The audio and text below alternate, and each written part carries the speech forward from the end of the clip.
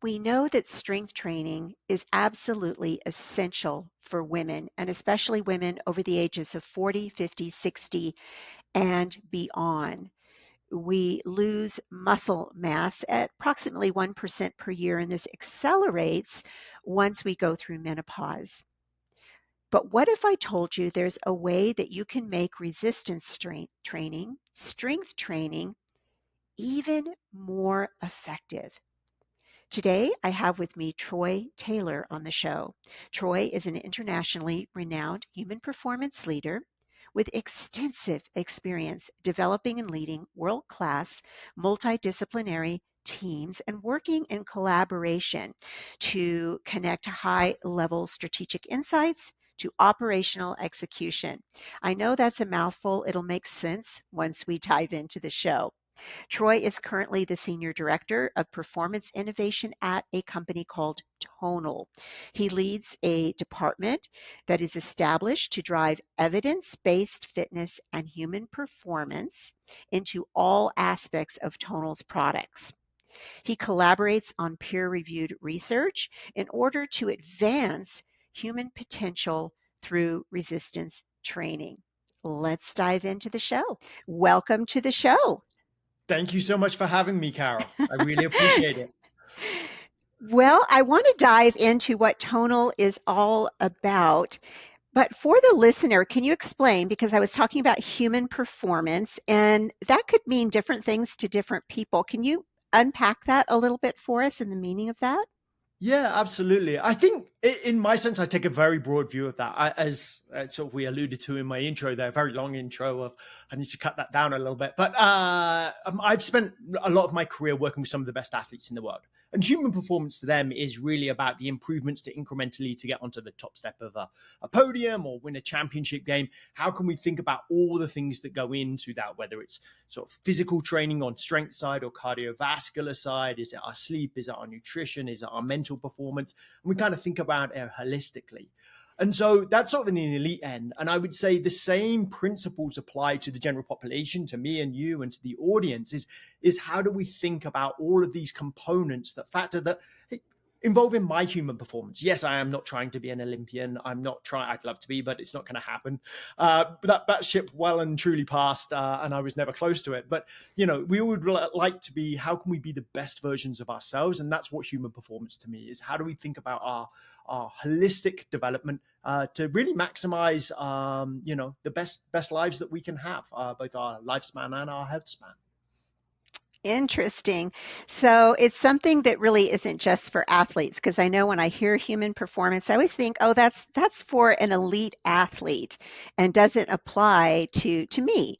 But what you're saying is this is something that can make our lives infinite, but much better, much better. Yeah, exactly. I think it's the same principles apply. Yes, they're applied slightly differently, but it's how we think about improving our lives on a daily basis for me and you and your audience, in the same way that an athlete would, but maybe with slightly different, applications of it. So talk to me a little bit about tonal. What exactly is tonal? How does it work?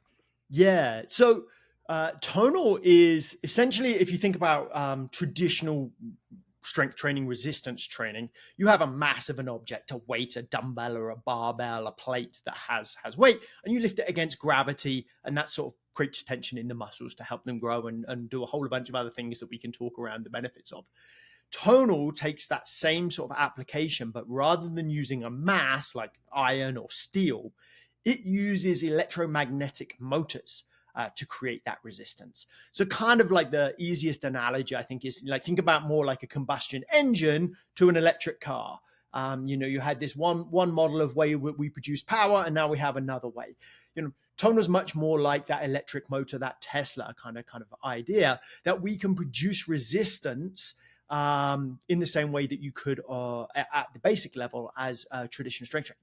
But the benefits of that are a couple. Number one, it's much smaller. It's behind me over there reflecting, but it's much smaller. It fits on my wall. It's got 5 inches wide, so I don't have to have a big squat rack or a big kind of functional trainer. The arms come out and you can make it wide. So it's much smaller. You can get a bunch of data off of it. And so that allows us to do a lot of different things, and we can talk in more detail. But we can change resistance, we can monitor progress, we can progress people in automatically, based on the strength and kind of what they're telling the system. And it can also integrate that with, a TV screen and touch screen and coach guided kind of content. So you can kind of bring elements of personal training into people's homes. And so, yeah, at the basis, that's kind of what it is. It's a home-based resistance training machine. We were founded in 2015. But it takes a while to develop an innovative product like this. So Ali and the team, our founder, first launched the product around sort of start of 2019, right around there. So about 4 or 5 years on the market. So really took off right before the shutdown that many of the states experienced in 2020. I bet that was a boom for business at that time. Yeah, was a crazy time. I actually joined the company in 2021, so I missed sort of the first craziness and then got the second craziness. So yes, as the country was shut down and gyms closed and obviously home fitness boomed, and we were a really innovative product that stopped solving. So that essentially poured a lot of lighter fluid on our business and helped accelerate some of that growth. That might take a little longer to gain traction, and certainly was awesome there. And now obviously we're through that pandemic, we're opened up around there. But what we're seeing with our members, we continue to grow month over month. Every single month since we were incorporated, we've actually grown our membership. And once we have members, we see a very, very small churn, a fraction of 1%. So a tiny kind of thing. So really going quite well from that side. I love the idea that it can be set up in the home. It's not taking up a lot of space. And I was thinking as you were describing the tension, is it similar to cable machines? I know it's not the same, but is it that same sort of tension? Because with cables, I know you get you feel that tension throughout the movement.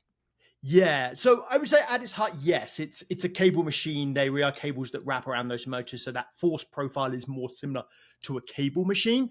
But what the electromagnetic resistance allows us, the motors allows us to do, is change that resistance. So a cable machine, you put the pin in and it Hmm. weighs 40 pounds, and that's what I'm lifting.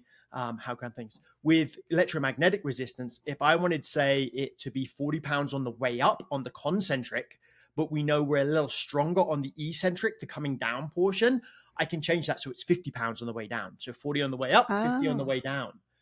You can change the resistance profile.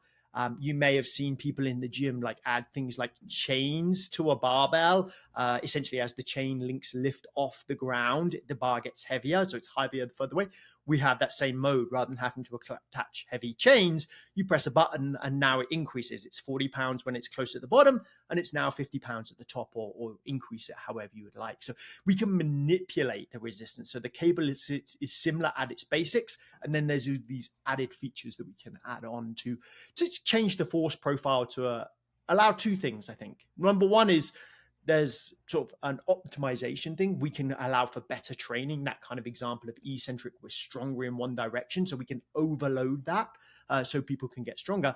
But also we can add variety and keep it interesting. The way that people progress, and I'm really interested in not just the optimization side, but how do we keep people consistent and engaged and wanting to work out? And one of those is adding variety. And so we can manipulate resistance to keep it a little more cognitively interesting for people. That's a big one because working with women, I find that they get bored because women always gravitate to like the fitness classes, I think, for that very reason. I used to do the same. They want that variety. They want a little, the workout to be not necessarily entertaining, but fun, like you said. So I like that idea. Now, can you use it like a circuit style? So going from exercise to exercise? Absolutely. Yeah. We have, I think there's 300 programs that are sort of 4 week, Wow. 2 to 4 week programs, 5,000 workouts. And some of those will be more traditional, like straight sets training where you go for one. We actually do a lot of superset kind of work where we might work chest and then back. But you can also do a circuit session where I'm doing a full body circuit around and around and around on different exercises. So you can manipulate it in any of those ways. And absolutely, that sort of variety piece and keep all people engaged. I think when I was like in my ivory tower of elite sport and science and academia, we'd be like the best way to train to get adaptations is this way, and I would kind of maybe look down or not appreciate as much as I should how much that people like it might not be the optimal way to train in the moment, but if that gets you to train the next day and the day after and the day after, that's tons more valuable than doing one perfect training session that you get so bored and you're not interested in that you never go back. That doesn't mean that we should just randomize and do crazy training just to make it interesting. But I think there's a balance there between about how we add variety, how we add different things like supersets or circuits or dynamic weight modes like chains or eccentric to keep people cognitively engaged so we get both effective training but also really engaging training. And if we can marry those, then yeah, that's the perfect spot for me. I agree. I think that some of the success you've seen in Peloton is that variety. Now, does it have, is it similar where you can work with a trainer or an instructor? Does it interface in that way? Yeah, so yeah, if you turn the screen on, there's a very similar kind of interface in that there will be a coach-led class. All of the weights will be tailored to you individually. And so, we'll monitor your strength every single rep that you lift. But the set program, as it were, would be led by an instructor. When you finish your reps, they move on to the next exercise. There's live classes and pre-recorded ones. So on that basis, yes, it's very similar in that side. In addition to doing that, you can also create your own custom workouts. So if you want to do your own particular thing, you go into the app, you can design your own specific training session. And actually, I have quite a few members that have an external personal trainer. They have maybe some, specific, I'm injured or I don't feel confident or I want something specific for just me in every way. They'll have a trainer that will program and then it automatically loads onto their trainer. So they kind of use it in kind of really functionally however you would like and make sense to you. Yeah, I was thinking as you were speaking that the barriers that I see for women a lot of times is they're intimidated to go into a gym, use that equipment. I was there in the beginning where you just don't want to be that person reading the description of Yeah, the yeah. equipment and trying to adjust the seat and you don't know, or you're watching somebody else. That's intimidating. And so It having is. it in the home, first of all, where you don't feel like you have a spotlight on you, and then having that guidance if you need that guidance. Yeah, yeah, absolutely. I think gym intimidation is real, and particularly with I think the female audience and maybe the older female audience that's beginner in nature. And so there's a couple of things that we see from our data is actually our older members and our older female members are more likely to self-identify as beginner overall, which I think is a really interesting kind of observation within the data that people are self-selecting. I want to kind of work out from home. I maybe don't want to go to the gym, and I'm new to this. So I think I see two great benefits from that. There's one that people are older people, and particularly older females, are realizing the benefits of strength training. Your message, Carol, is getting out there that it's very beneficial. Mhm. And maybe they don't always want to go to a gym. Not that there's anything wrong with that. I'm not anti-gym, but it's an alternative should they want to work out in their home. And then yes, you get guidance, you get instructors.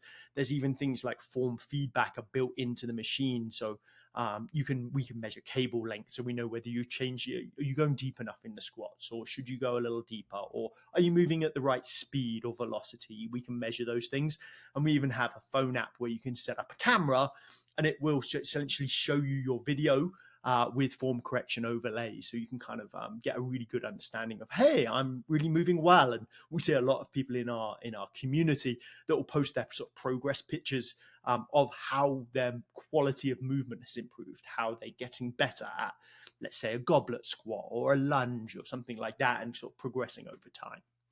I love the form check because I was thinking too of this of the safety aspect of it. A beginner comes in and it's all new and it's always my concern, I shouldn't say worry, that Mhm. because I'm not working one-on-one in person with people anymore. I'm giving them basically here are your, nutrition, your exercises. There's videos to follow, but then I'm not there to Yeah. look and say, oh, you're rounding your back, or you could go a little deeper here. So I love that aspect of it.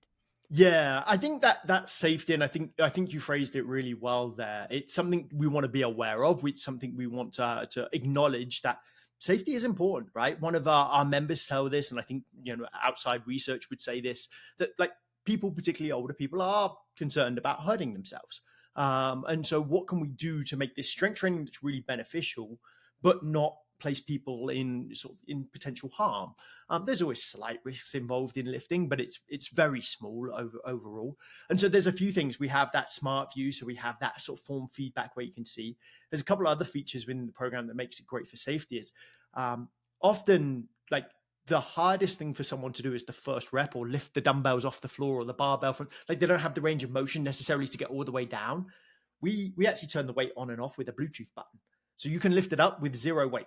You don't have to lift the Mm. 20 or 30 pounds off the floor. You just lift it off and press a button, and then it's on, press it, and it's off. And it's like straight on, straight off. There's another feature, because we're monitoring every lift all the time, we can essentially sense when you're struggling. When a weight, hey, my program says 10 reps at 20 pounds and you get to rep 8 and you really start to struggling, and you're in your home, and like if you're in the gym, you have to shout for someone to come and help, or you've got a friend there to spot you. We have an algorithm that will just take the weight off. It senses that you're struggling, and then it reduces the weight automatically until you can move again, or it will just switch it off entirely. And so these sort of safety features that are built into the system, because we can constantly monitor you, we can kind of adjust on the fly as what we're sensing the information, which makes it a really sort of safe way to train. Very sophisticated, really. Now, is that the AI portion of this, the artificial intelligence portion, or how does that play into this? Yeah, AI is plays into a lot. We're a fitness tech company, and I'd say we're equally in both the tech and the fitness side in terms of the sort of expertise of the team. So there's a sort of significant data science team. So there's algorithms around the AI. That algorithm, it's called spotter mode, is an AI algorithm that essentially senses when you're struggling. We have other algorithms that will we do a strength assessment. It's an isokinetic strength assessment, which means it's a really safe way of assessing strength. It doesn't mean that we maximally, hey, you've got to do a 1 RM, the heaviest weight that you've ever lifted. We actually sense how hard you're pushing against a steady state speed. And we can estimate using an AI algorithm. If we do that for 4 moves, we can estimate how strong you are for all 250 plus moves in our movement library. And so an AI algorithm means, hey, you just did, I don't know, let's say it was deadlifting, and we measured your strength in that deadlifting. We can also infer what your strength will be for squatting and for lunging and for other sort of similar rated movement patterns. So that's an AI algorithm around there. And then we do a lot of AI algorithms around recommendations. One of the unique values I talked around sort of the data that we collect. We have hundreds of thousands of members. We are just about to pass 200 billion pounds lifted. It's about 6 Wow. billion reps. And so we collect all of those. So we know that, hey, Troy, you're a 45 next week, you're old male, you want to have a goal of build muscle, and you think, you class yourself as advanced. I've been lifting for a while. Go in the database. Here's 10,000 people that look like you. These are the workouts that they've done and that they've enjoyed and that they got results from. Would you like to try one of those? They might be the right fit for you based on your sort of individual history profile. And so the AI algorithms essentially use this big data to make recommendations around, hey, what should you do? And we always provide variety. Like, you could do this or you could do that. What would you like to do? What makes you most interesting? So still giving the person autonomy, but really kind of refining their choices around what might be a good next step. I would think that would be helpful too if somebody has a tendency to not work hard enough in their sets and their reps at the gym, because I do see this a lot. Because I have an app I use, and they give me on a scale of 1 to 10, how hard was it? And Yeah. it'll drive me crazy to get back, I don't know, a 2 or a 3.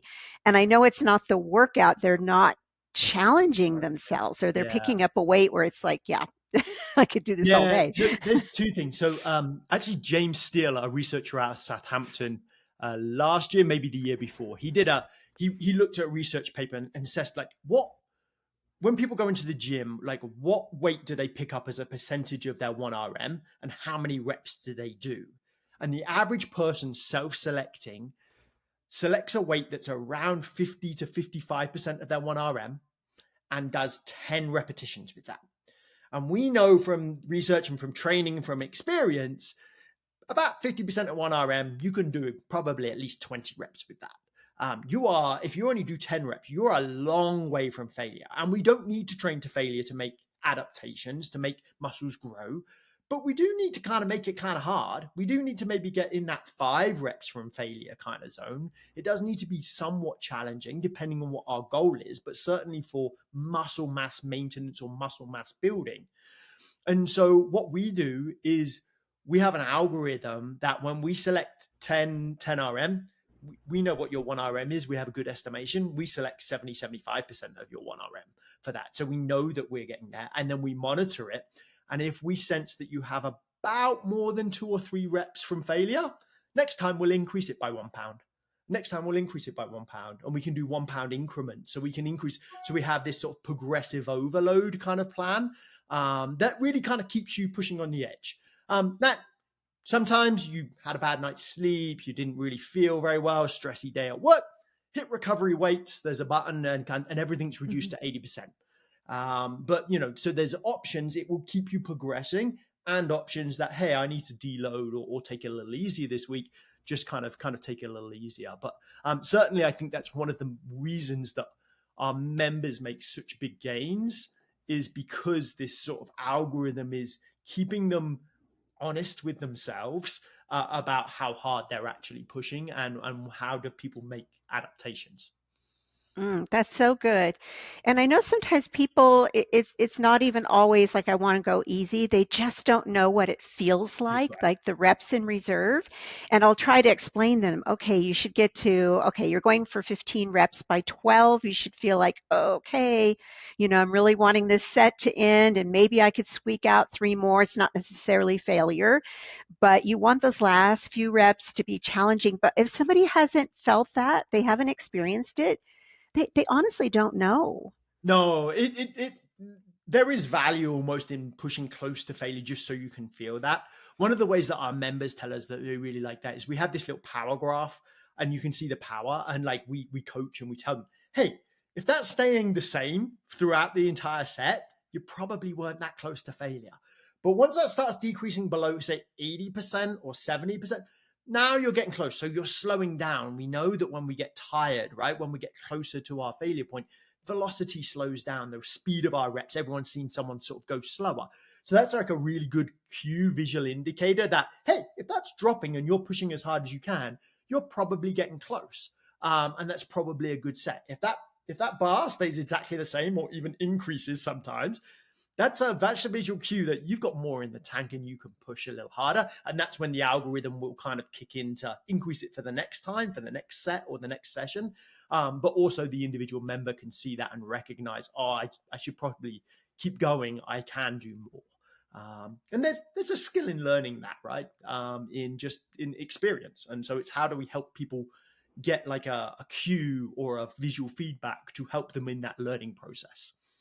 Right. It is a learning process because you don't want to go to the point where form breaks up and you wind up hurting your back or your knees or whatever.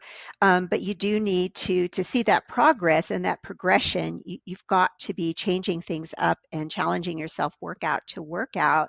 Now, what about advanced? We've talked a lot about the beginner, and I was thinking specifically, and this may be so random.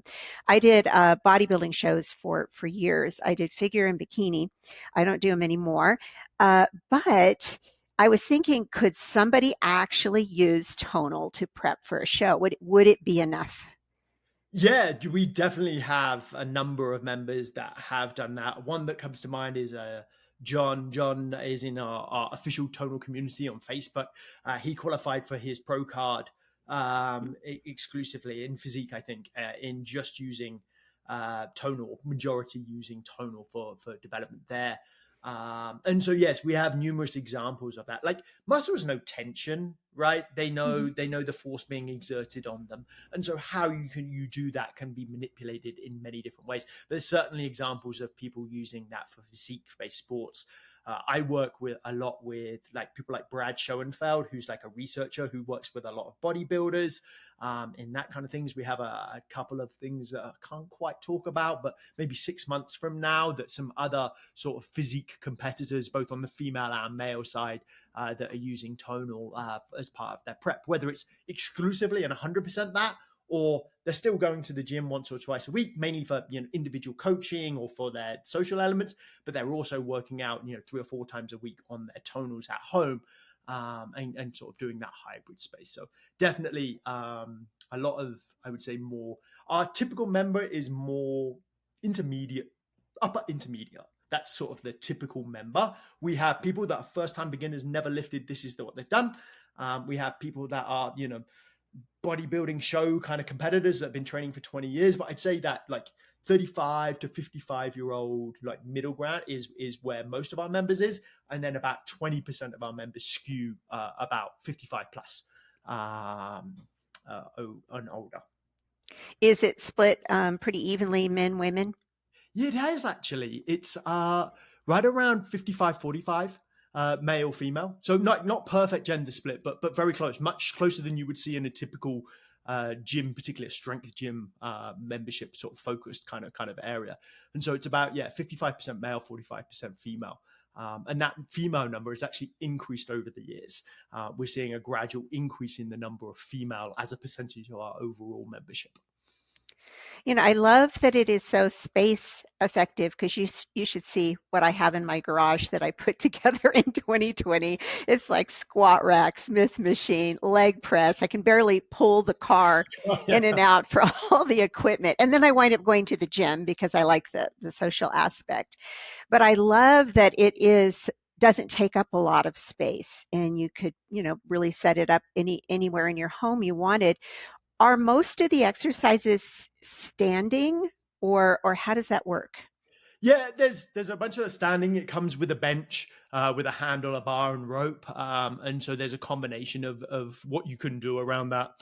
Some are floor based. There's a mat and a roller up. So honestly, the arms I could show you here, but they come they come up and out, and you can extend and move however you would like. So while it's compact, when it's not using, just turn that off so it doesn't glare in the background. While it's compact, while you are using it, you can kind of make it larger as needed. And so it's kind of that kind of best of both worlds. And so you need basically a 7 by 7 by 7 space in order to get the arms as wide as they possibly go, as high as they possibly go, and you can move around it. And so, like, if you have quite a few of our members will convert spare bedrooms, and I say convert in that they still have a bed in there, but they can fit a tonal in when they're not, don't have guests or whatever it might be. A few members have home gyms, not that many, but there's normally basically these spaces. Garages are quite common, of spaces where we can do that, and you can still fit. If you have a 2-car garage, I can still fit 2 cars in without having to take over my entire garage to make it a gym. So very space saving. Space saving and time saving. I was thinking even of the days that I competed and how many times you had to go to the gym Yeah. to get it all in between the cardio and the lift. Sometimes I was there 2 times a day. So what a time saver to be able to just walk in a room and at least do part of what you need to do for that. That's Yeah. fantastic. Yeah, I actually did an Instagram post yesterday. I had like back-to-back Zoom meetings all day long. Like it's just, one of those days. I literally had 5 minutes between one ending and the next one started. And I was like, right, I rolled my desk away. I got my desk on wheels here. I rolled my desk away and like I did myo reps for some decline flies. I got in like a kind of thing. In 5 minutes, I got like a great chest stimulation. It could have been squats, but I needed a bit of a pick me up, and so chest is almost my go-to kind of fun. But I got this great stimulus literally in 5 minutes, one warm-up set, and then jumped into it, relatively heavy.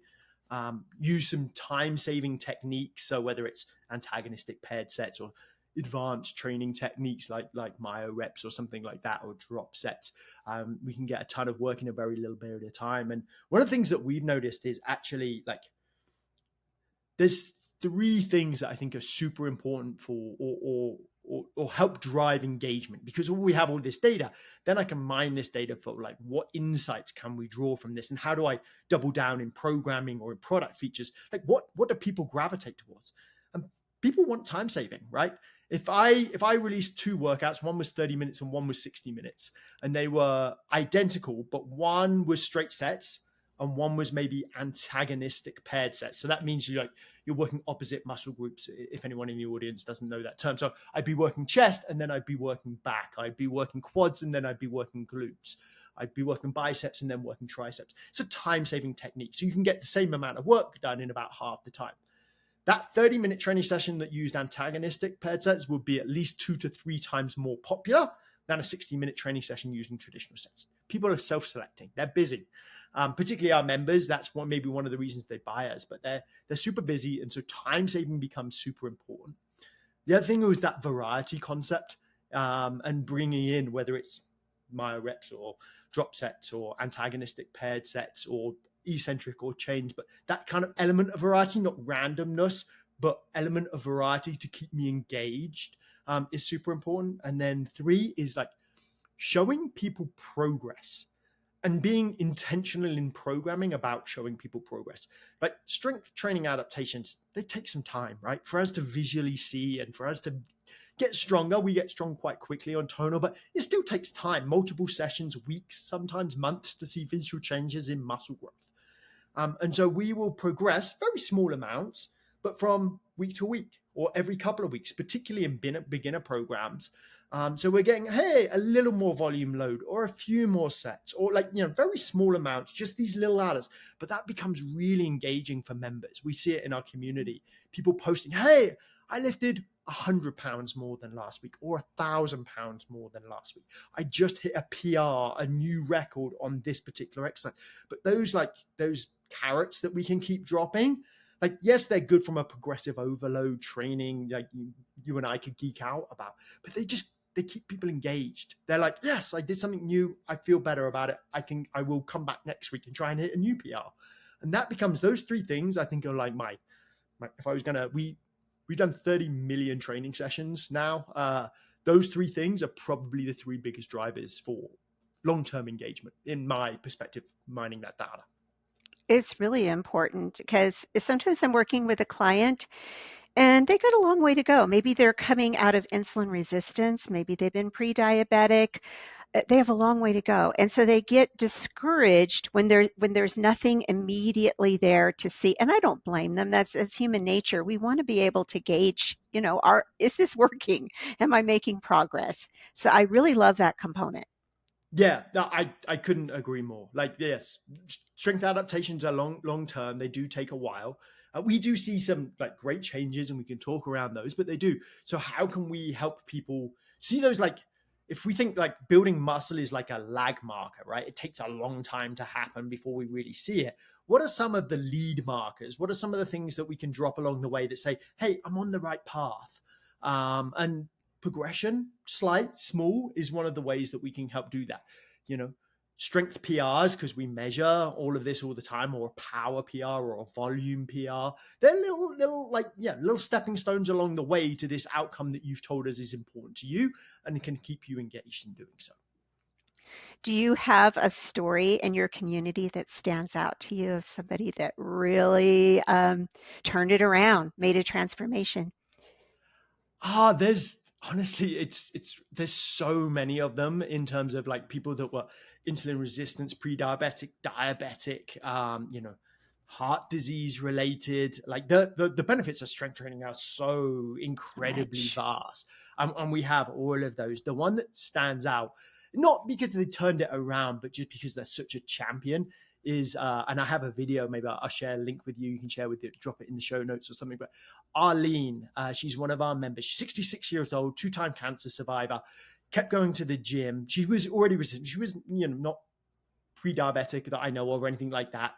But kept getting hurt in the gym. New strength training was important, and started getting tonal. And the video that she recorded for us is, it's probably close to a year old. She'd hit 3 million pounds lifted at Mm. that time. She's probably over 4 million pounds now. And you see her active in the community and engaging, encouraging other people.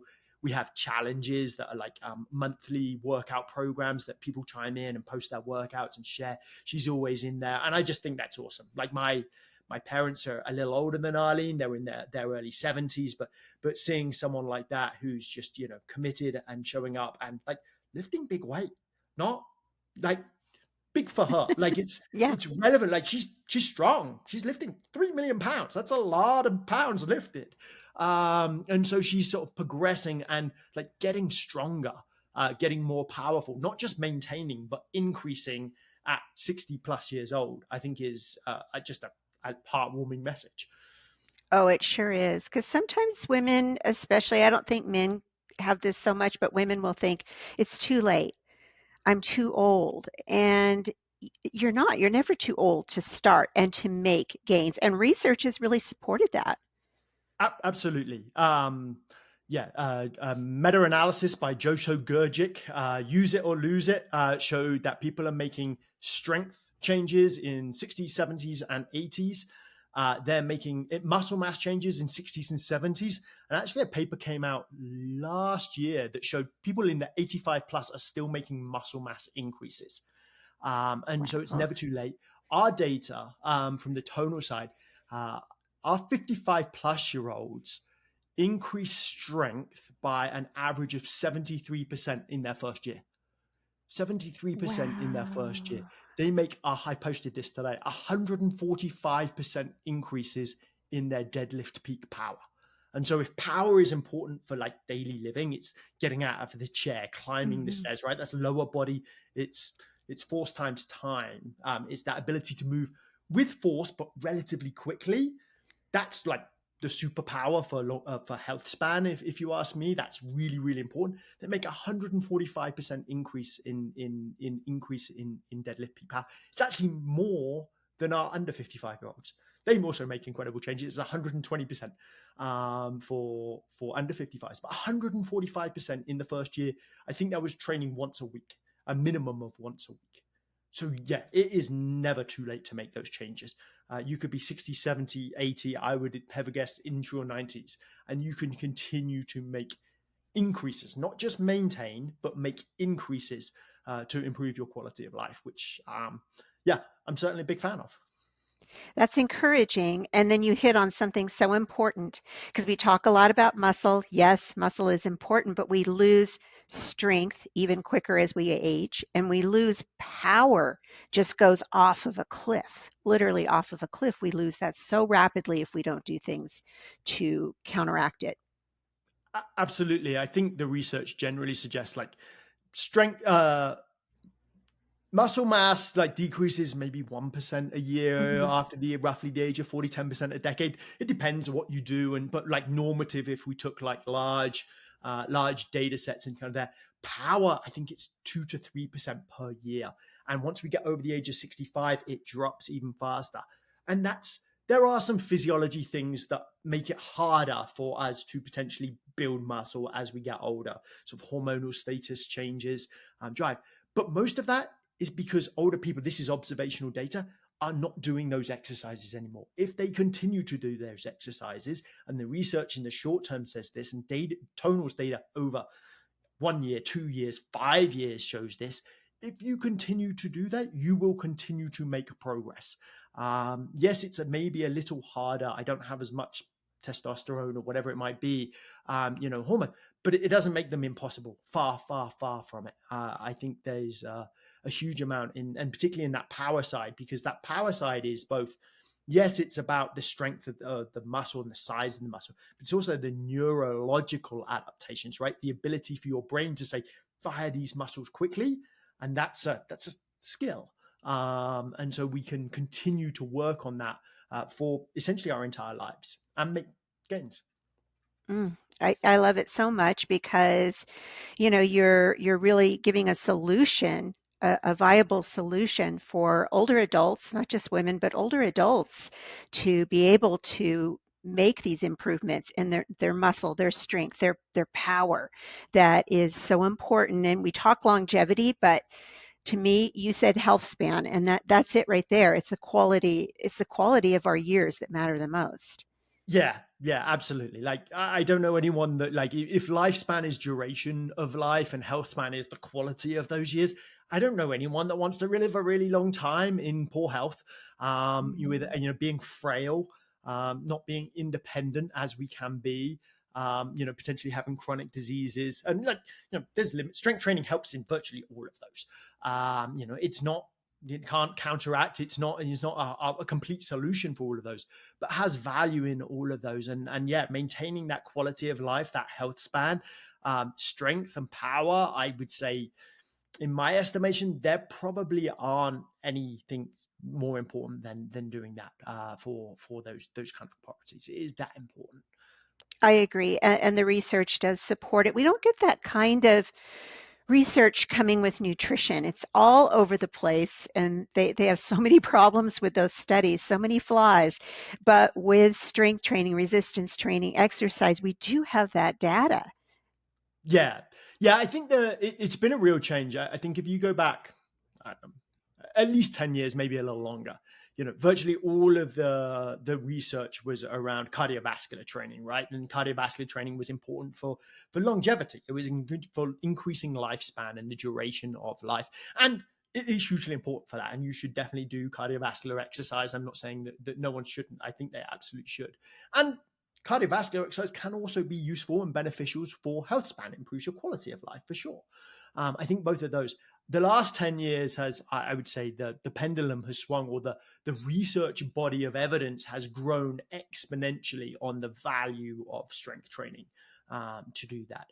Yeah, research on nutrition is a really hard topic to do. Very hard. Not I haven't spent a huge amount of time as a dedicated researcher, but have spent some time and know a lot in that space. And yeah, it's really challenging to do the research there. Thankfully, strength training is a little easier to have controlled interventions around there, and the data is super, super clear of how powerful it is. Yeah, I personally feel even if somebody didn't address the nutrition, not that it's not critical, important, but if they just would get that movement, that exercise, that resistance training in, a lot of times the other habits tend to come along, tend to fall into place. Yeah, certainly. Success leaves clues. I often say, and you find the people that are doing that tend to do a lot of the other beneficial things. I think the thing, I'm not a dietitian, so I'm always conscious of my scope of practice, but I think the Mhm. evidence on protein intake for older Oh, individuals yes. is actually really clear, and how important that having sufficient protein. Yeah, whether it's, I don't know, 0.7 to 1 gram per pound, somewhere in that kind of region. But the older we get, the more anabolic resistance. It's a bit harder, so we need a bit more protein. And if we're resistance training, we need probably a little more protein. And so, sort of that combined, if you got protein requirements around zero point 0.7 to 1 ish, and your resistance training, you're checked a big bunch of the boxes. It's not everything you need to do, but you're certainly well on your way to the likelihood of a great health span. Oh, agreed. That's another thing I'm preaching on is the protein. A lot of women that I see, they'll come to me and they're eating like less than 50 grams a day or, almost all carbohydrates and fats. I agree with you. And if you're eating more protein, you're more satiated, less likely to reach for the other Yes, things. that's a message I preach to my own mother fairly frequently. Both the resistance training and the protein requirement, because that one drops off. Particularly, I've found maybe in older females seems to be harder for them to get the protein requirements It without does. conscious effort. It does. I saw the same thing in my mother and then in my mother-in-law as well. They just don't eat enough and they need more and not less. Yeah. Well, I want to be respectful of your time, Troy. And as we wrap up, was there anything I didn't ask? And how can the listeners learn more about you and Tonal? Yeah, no, I think we've covered a range of topics. I would close by saying, Strength training, resistance training, I think is super important, particularly for your audience. As we're getting later in life, whether it's for sarcopenia, osteoporosis, the mental benefits, even the Heart Association these days has sort of is preaching the benefits of resistance training. So I'm a huge fan of that. I think tonal is potentially a great solution for you. Ball space saving has a lot of these advanced techniques that are simple to use, but really sort of help you stick with exercise and make the most of your exercise. So obviously, I'm a fan of the product. That's actually how I came to work for the company. Is I got the products for some elite athletes and absolutely loved it, and so ended up working here. So I think that's my main message. To learn more on the Tonal website, www.tonal.com, or the Tonal Instagram account has quite a lot if you're in there, or you can join our Facebook community, the official Tonal community on Facebook, where a lot of members post their stories and things around there. And then myself, my handle on Instagram is at Strength Science Troy. I share a lot of science-based research, some of my own training, like that 5-minute workout I got the other day. And today I think I posted around that power increasing graph of our over 55-year-olds. So share sort of some of the data and some of the science behind the data. So yeah, at Strength Science Troy. Oh, it's so good. I'll make sure that all of this is in the show notes, Troy. And I appreciate the work you're doing. It's important to get the word out. And thank you so much for being on the show today. Thank you so much for having me. I appreciate it. And to our listeners, wherever you are in the world, we wish you every blessing. Bye for now.